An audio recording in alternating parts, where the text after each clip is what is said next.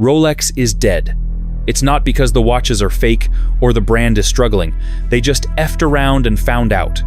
Rolex has made buying its watches feel more confusing and more expensive than ever before. There's the sudden availability of watches with interesting terms and conditions that will surprise you. Rolex is making the most calculated business maneuver in the history of Swiss watchmaking. The gray market is being strangled on purpose. The investment narrative is being dismantled on purpose. And the CPO program, which sounds like a consumer benefit, is quietly one of the most profitable extraction mechanisms any luxury brand has ever designed. Basically, it seems you are the mark, the customer who will continue to pay. So, is it worth it for you to continue to pay? By the end, what you think you know about the most famous watch brand on earth will look completely different. Chapter 1: The Shitcoin Years. To understand what's happening to Rolex in 2026, you have to go back to the years when it stopped being a watch company and accidentally became a financial product. Because that accident is exactly what Rolex is now trying to clean up.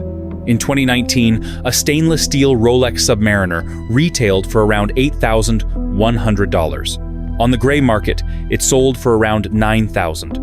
Maybe $9,500 if you found the right seller. A premium, yes, but a modest one. Within the range of what you'd expect for a genuinely desirable object with constrained supply. The kind of premium that said, "This watch is special," not, "This watch is a commodity to be traded." Then 2020 happened. Lockdowns, stimulus money, zero interest rates, and the stock market running hot. And an entire class of buyers who had money, nowhere to spend it. And suddenly, a lot of time to spend reading watch forums. The gray market, which had always existed as a specialist corner of the watch world, became mainstream almost overnight. Flipping watches stopped being a hobby, and, for a certain period, became a genuinely viable income stream. By mid-2021, that same Submariner was trading at $14,000 on the secondary market, nearly double retail. By 2022, a Daytona, retailing at around $15,000, was selling gray market for $28,000, $30,000, sometimes $35,000, a watch. A mechanical object, changing hands at more than double its retail price, primarily between people who had never wound a watch in their lives and had no intention of wearing one. This was not the watch market. This was crypto with a clasp. And like crypto, the participants who drove it to its peak were almost entirely disconnected from the underlying asset. A Bitcoin maximalist doesn't particularly care how a blockchain processes a transaction. A Rolex flipper at the height of the boom didn't particularly care that the Submariner's bezel was redesigned in 2020, or that the new Oyster Perpetual movements were among the most accurate in the brand's history, or that the bracelet engineering on the Jubilee had been refined over decades into something genuinely elegant. None of that mattered. What mattered was the gap between the retail price and the price the next buyer in line would pay. Watch forums that had, for years, been places where people argued passionately about case finishing and lug width and the correct way to oil a vintage caliber suddenly become full of threads tracking gray market indices and asking how to get onto lists at multiple authorized dealers simultaneously. The language of finance displaced the language of horology. Allocation replaced model. Spread replaced value. Flipping replaced everything else. The people who had been in the room for 20 years watched with a mixture of fascination and dread. Then the party ended. Speculators. Flippers. People who didn't care what was inside the case, what the history of the reference was, whether the movement was exceptional or merely serviceable. They cared about one number: the gap between what they paid and what the next person would pay. The spread. The trade. Rolex, to its credit, did not create this, but Rolex absolutely benefited from it, and, critically, did not move to stop it when it had the chance. Authorized dealers who should have been selling to genuine customers were quietly allocating desirable references to gray market intermediaries who paid over retail and resold at a margin. The official position was that this was discouraged. The operational reality, in many dealer networks globally, was something else entirely. The same brand that sold the idea of quiet, generational, earned luxury was fueling a speculative frenzy it publicly claimed to disapprove of. Then the party ended. Interest rates rose. Crypto markets collapsed. The stimulus money was spent or invested elsewhere. The buyer, who had been treating a Submariner like a Bitcoin position, looked at their portfolio and started making decisions. Watches went on the market, not in a trickle-in volume. By 2024, secondary market prices on core stainless steel sports references had dropped roughly 40% from their peaks. By early 2026, watch charts data shows year-on-year declines of around 15% across professional steel models, with stabilization beginning but no recovery toward boom-era highs. The people who bought at the top are holding losses. Some significant ones. And here is the thing, the breathless "Rolex is dying" headlines completely miss. This is not a disaster. This is the market returning to something like sanity. A Submariner at $9,000 or $10,000 on the gray market, when retail is $11,000, is not a sign that Rolex is failing. It's a sign that watches are once again being valued as watches rather than as tradable financial instruments.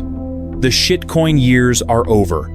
What Rolex does with the aftermath is the actual story, and it turns out they had a plan. The gray market collapse looks like Rolex losing control. But what if it's the opposite?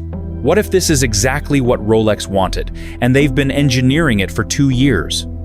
Chapter 2. The Controlled Burn. So, Rolex is raising prices while the market falls, and that's genius. Let me explain. Here is the number that stops every watch analyst mid-sentence when they first encounter it. In 2025, while the secondary market for Rolex watches was falling, Rolex raised its retail prices by approximately 7%. Not a small, quiet adjustment. A deliberate, significant increase across the catalog. At the exact moment, you would expect a luxury brand to hold prices, soften the blow, give the market room to breathe. Rolex went the other direction. Why? The answer requires understanding something about how the gray market actually works, and why destroying it, not accommodating it, not tolerating it, but deliberately killing it, is the most strategically rational thing Rolex could do. Picture a gray market flipper, not the romantic image of a watch collector selling a piece from their personal collection. The industrial version. A dealer or network with access to multiple authorized dealer allocations, buying at retail, selling above it, capturing the spread as profit. This operation only works if one condition holds. The gap between retail price and market price is wide enough to cover costs and generate margin. When a Submariner retails for $8,000 and trades gray market for $14,000, that $6,000 spread is a business. People built infrastructure around it. Relationships, systems, processes for moving inventory across borders. The gray market at its peak was not an informal secondary market. It was an industry. Now, imagine Rolex raises retail to $11,000, while the gray market simultaneously falls to $11,000 or $12,000. The spread compresses from $6,000 to essentially nothing, maybe a few $100s, nowhere near enough to run a professional flipping operation. The business case for gray market speculation in Rolex disappears. This is not accidental. This is a deliberate compression strategy. By raising MSRP while the market corrects, Rolex is squeezing the gray market from both ends simultaneously. Retail goes up. Secondary goes down. The gap closes. The flippers exit. The authorized dealer, who previously had strong incentives to divert allocation, now makes more money selling at retail to real customers than they do working with gray market intermediaries. The speculative ecosystem that took root between 2020 and 2023 is being methodically dismantled, and the revenue numbers confirm the strategy is working. 10.5 billion Swiss francs in 2025. Record revenue. At the exact same time, gray market premiums have evaporated. Which tells you something important. Rolex was never actually dependent on the secondary market frenzy. They were selling watches to dealers at retail the whole time. The gray market premium was the profit that was going to intermediaries, not to Rolex. Now, with the speculators gone, the money flows more cleanly through authorized channels. There's a second angle to this, the investment watch narrative. The idea, aggressively promoted by gray market dealers and enthusiast media alike, is that a Rolex was an asset that only goes up, was always a liability for the brand, even when it was making dealers rich. Because the moment the narrative broke, as narratives always eventually do, Rolex would be associated with the loss. By actively working to compress gray market premiums and let the speculative market deflate in a controlled way, Rolex gets to reframe the story. It's not a crash, it's a normalization. The brand can point to its record revenues, its 7% price increase, its continuing production discipline, and say, "We are fine." The people who lost money were treating our watches as financial instruments.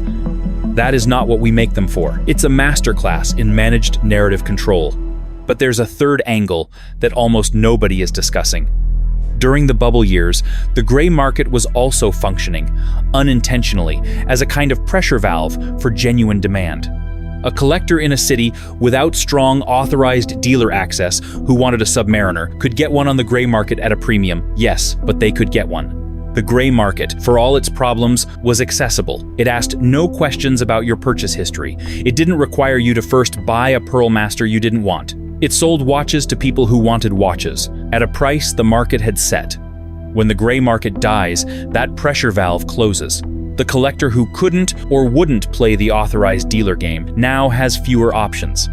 The accessible version of Rolex, accessible through a market premium rather than through brand relationships, is being removed. What replaces it is the CPO program, where the premium is similar in magnitude but now flows through official channels. The speculator lost their business, the genuine buyer lost their workaround. The brand captured both premiums. It is a masterclass in managed narrative control, but it is not without cost. And that cost is where the story gets genuinely uncomfortable. The controlled burn is the cleverest part of the Rolex strategy. But while they were executing it, they were also building something else. Something that looks like a consumer benefit from the outside and functions as a profit machine from the inside. Chapter 3. The CPO Shell Game. Have you learned about the smartest and most ruthless move in watch history? Let's talk about the Rolex Certified Pre-Owned program, launched officially in 2022 through a partnership with Bucherer, the watch retailer that Rolex would subsequently acquire in 2023, making it the first time in the brand's history that they had directly owned their retail points of sale. The CPO program was presented as a consumer protection initiative. Authenticity guaranteed. Serviced and inspected. 2-year warranty. The Rolex name on a used watch, with all the reassurance that implies. It sounded like Rolex was finally doing something for the buyer. Look at what it actually does for the business. Here is the transaction without the marketing language. An authorized dealer acquires a pre-owned Rolex. Under the CPO program, they certify it, service it if needed, apply the official branding, and sell it with the Rolex warranty. The additional cost of certification and servicing is real but limited. The price premium they can now charge because it carries the official Rolex certification rather than just being a used watch is significant. In documented cases, tracked across Bucherer and Watches of Switzerland transactions, CPO pieces are selling at 15 to 20% above what equivalent non-certified pre-owned examples fetch. Now layer in what the 2026 earnings calls from Bucherer and Watches of Switzerland have confirmed. The margin on a certified pre-owned unit is now higher than the margin on a new watch sold at MSRP. See how strange it is? Selling you a used Rolex, officially certified, is more profitable for the authorized dealer than selling you a new one at full retail price. This is not a coincidence of market conditions. This is structural. Think about the incentive it creates. If you are an authorized dealer and you have a new Submariner in your inventory, and you also have the ability to acquire a slightly used Submariner at a discount, certify it and sell it for more than the new retail price. What do? You do the math. And the math currently says, don't sell the new one at $11,000. Let the new one sit in the case. Find a used one. Certify it. Sell it for $13,000.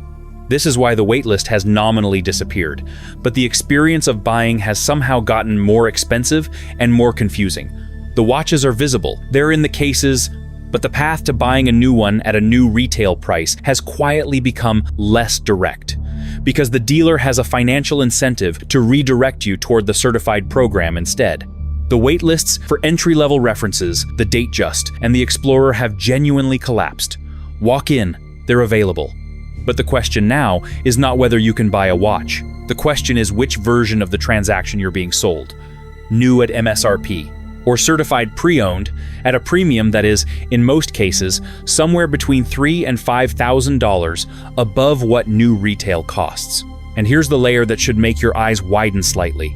Because Rolex now owns Bucherer, the largest watch retailer in the world, with locations across Europe and the United States, they are no longer just the manufacturer, they are the retailer. The CPO program runs through their own stores. The certified watches are being sold by a company they own, at margins they set, with pricing authority they now control directly. Rolex built a pipeline. New watches go to authorized dealers. Some percentage of those watches either traded in, purchased back, or arrived through other channels. Enter the CPO program. They come back out the other side with the Rolex certification, at a higher price, through a dealer network that Rolex increasingly owns. The money that used to leave the official ecosystem through gray market premiums is now being captured inside the official ecosystem through the CPO markup. The gray market didn't die. It was absorbed, formalized, brought inside. Rolex is now running both sides of the watch market simultaneously. The new sale and the resale, the retail price and the premium, the manufacturer and the retailer. In the history of Swiss watchmaking, no brand has ever consolidated this much control over its own distribution. Whether you call this brilliant or predatory depends almost entirely on which side of the transaction you're standing on. If you are a genuine watch lover who wants a Rolex at a fair price, you now face a market that is more systematically tilted against you than it was even during the gray market frenzy years, because at least then, the premium was going to a gray market dealer you had no obligation to buy from. Now the premium is baked into the official program, endorsed by the brand, and delivered with a warranty card. The shell game has a new shell. It's certified now. Let's sit with what this means for the person who just wants the watch. You are not a flipper. You never were. You saved up. You did your research. You know the history of the reference you want. You know the case dimensions. And you know what bracelet you prefer. You walk into the authorized dealer in 2026 with real money and a genuine desire. The watch is in the case. No list, no wait. The salesperson explains the CPO program. The watch you're looking at is certified, serviced, warranted. The price is $14,000 for something that retails new at $11,000. You ask if there's a new one available. There might be. But somehow the path to it requires a conversation about your purchase history, or a suggestion about something else you might like to take home today, while they check on availability. This is not a worst-case scenario invented for dramatic effect. This is the documented experience of buyers in multiple markets, tracked across enthusiast forums and dealer review platforms through 2025 and into 2026. The gray market asked you to pay a premium to a dealer with no official relationship to the brand. The CPO program asks you to pay a premium similar to that of a dealer who now has the brand's full endorsement. From the buyer's perspective, the price of the watch has not changed. What changed is who collects the premium and whether it comes with a warranty card. That is the shell game, and it is running beautifully. The CPO program is the most sophisticated move Rolex has made in a generation. But here's the question the brand doesn't want asked out loud. When you've engineered the gray market out of existence and replaced it with a premium program you run yourself, who exactly were you trying to protect? Chapter 4. The 2026 Verdict. The headline writers got the story wrong. Rolex is dying. That was the take. Secondary market collapsing. Gray market premiums gone. The waiting list dead. The investment narrative in pieces. Everything that made Rolex the cultural centerpiece of the 2020 watch boom had evaporated, and the coverage treated it like a slow-motion collapse. The actual data says something completely different. Record revenue, record production. A brand that has systematically eliminated its most disruptive intermediaries, consolidated its retail distribution, formalized its resale market at better margins, and maintained pricing discipline that keeps its positioning intact. By every objective financial measure, Rolex in 2026 is stronger than it was in 2022 at the height of the gray market frenzy. The people who are hurting are not Rolex. They are the speculators who treated the Submariner like a coin. They are the gray market flippers who built businesses on a spread that has been deliberately compressed into oblivion. They are, honestly, the authorized dealers who don't own their own CPO pipeline and are now watching Bucherer and the Rolex-affiliated retail network capture the margin they used to keep. And this is the part that deserves to be said plainly, the genuine watch lovers who wanted nothing more than a fair shot at buying a watch they loved at the price it was supposed to cost. Because here's the uncomfortable truth at the center of the 2026 verdict. The controlled burn was real. The CPO shell game is real. The consolidation of retail power is real. And all of these things together mean that the watch enthusiast, the person who actually cares about mechanical movements and design history, and the quiet satisfaction of a well-made object on their wrist, is now navigating a market that has been optimized against them at almost every point. The speculator is gone, but the premium didn't go with them. The premium is still there, it just has a different label on it now. You want a new Submariner. It's in the case. The list is gone. But the path from the case to your wrist now runs through purchase history requirements, bundled suggestions, and a CPO program that charges you more for the privilege of the brand's own endorsement on a watch that was previously owned by someone else. And yet, there is a version of this story. The version the enthusiasts are quietly telling each other on the forums and in the collector communities that reads as genuinely optimistic. Because when you strip away the speculators, what you're left with is a market of people who actually want watches. People who buy them to wear and who care about references and history and the engineering decisions that went into a movement designed in 1953. People who are not checking secondary market indices every morning to see whether their investment has gone up. When the flip crowd exits a market, the people who remain are the ones who were always supposed to be there. The waitlist that collapsed on the Datejust and the Explorer was never made up of watch lovers. It was made up of people who heard that getting on the list was a financial strategy and got in line. They weren't buying watches, they were buying access to a premium. When that premium evaporated, they vanished from the line. The people still in the room in 2026 want the watch. And there's something genuinely moving about that. Even inside all the cynicism of the CPO game and the retail consolidation and the margin engineering. Underneath all of it, the Submariner is still what it always was, one of the most perfectly resolved objects in the history of mechanical watchmaking. It has been in continuous production since 1953. It is water-resistant to 300 meters. It keeps time with extraordinary precision. It will last longer than the person wearing it, if serviced properly. None of that changed during the bubble. None of it changed when the bubble deflated. The watch was the same the whole time. The collectors who held onto theirs through the frenzy years without selling, who never posted them on gray market platforms, who wore them to dinner tables, on sailboats, and at occasions that deserved something with a history. They look at 2026, and they don't see a collapse. They see something closer to relief. The noise is gone, the room got quieter, and the people left in it actually want to be there. The death of Rolex is the most misleading headline in watchmaking right now. What died was the investment thesis. What died was the gray market premium. What died was the culture of people who saw a mechanical watch as a vehicle for financial return rather than a reason to care about craft. None of that is the death of Rolex. That's the death of everything that was wrong with the Rolex market. The brand isn't dying. It's just finally, slowly, with a lot of margin engineering and corporate maneuvering along the way, becoming a watch company again. Whether the people running it remember what that's supposed to feel like is the question that will define the next decade. Here is what the forensic audit actually shows. Rolex in 2026 is not failing. It is not struggling. It is not dying. Anyone telling you otherwise is either misreading the data or chasing a headline. The revenue figures are unambiguous. The brand's global positioning has not weakened. The demand from serious buyers, the people who want the watch, not the return, remains real and durable. What is happening is a reorganization of who profits from that demand.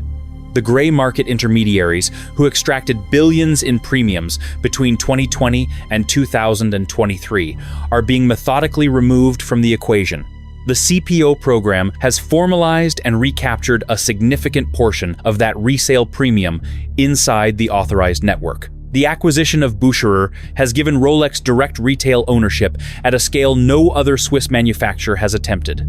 The pricing strategy, raising MSRP while secondary falls, is a textbook spread compression play executed with remarkable discipline. All of this is brilliant. It is also, depending on where you sit, genuinely ruthless. The buyer who wanted nothing more than a fair chance at a watch they loved is navigating a system that has been optimized at multiple points to extract maximum revenue from their desire. For it, the gray market is gone. But the premium it represented has not vanished. It has been absorbed, certified, and handed back to you with a warranty card and a higher price tag. That's the part the record revenue doesn't fully capture. But here's what it also doesn't capture. The community of genuine enthusiasts is still there. Quieter than it was during the boom years. Less visible, but real. The people who buy a Submariner and wear it for 30 years, then pass it to a son or a daughter with a story attached. Who could tell you exactly why the case dimensions changed between the 5,512 and the 5,513, and why it matters? These people were never really part of the speculative frenzy. They were watching it from the side, with a mixture of discomfort and patience. They're still watching. And in 2026, the room is finally clearing out around them. Whether Rolex deserves those customers after everything the brand allowed to happen, the gray market exploitation it tolerated, the CPO margin engineering, the retail consolidation, is a question worth sitting with. The watches still deserve them. Of that, there is very little doubt. The crown hasn't fallen. But it no longer sits quite as easily as it once did on a brand that used to mean something simple. A watch worth owning, made to last, sold honestly. Getting back to that is going to take more than a forensic audit. It's going to take a decision about what kind of company Rolex actually wants to be. And in 2026, with record revenue, a captive retail network, a formalized resale operation, and pricing discipline that makes competitors envious, there is very little financial pressure on Rolex to make that decision quickly. Which means the buyer who values honesty in a transaction, who wants the watch at the price it was supposed to cost, sold by a person who isn't calculating whether the CPO route is more profitable, may be waiting a long time. The crown is not falling, but it is being worn differently now, less like something earned, more like something managed. That distinction is small. It is also everything. If this changed how you see the Rolex market, drop it in the comments. Specifically, are you buying in 2026? New, CPO, or neither? And if you've been watching the independent watch space while all of this was happening, the brands that never had a speculative moment because nobody was treating them as an investment, the next video is for you. The names winning quietly, while the crown navigates its identity crisis. You know what to do.